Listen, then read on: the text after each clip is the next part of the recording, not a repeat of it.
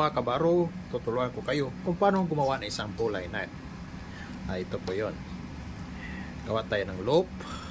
Ito yung lalim na dulo. Pasok natin dito sa loop. Tapos ikot. Pasok ulit. Hila. Yan. Yan po ang tinatawag na pulley nut. Simple lang po. Ngayon, tuturuan ko na naman kayo kung paano yung mabilisang pulley nut paggawa nito. Oo, usually nagamit ito sa tagline.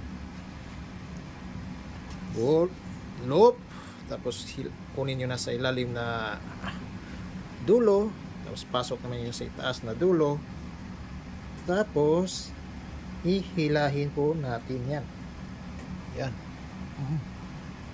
Yan. Ito naman, ito rin ang tinatawag na bowline. Tingnan po. So pag bowline po, ito yung usually ito yung makikita mo. Itong nut na to. Yan. Yan, dapat ganyan yan. Tibay po ito. Sana may natutunan po kayo. Salamat.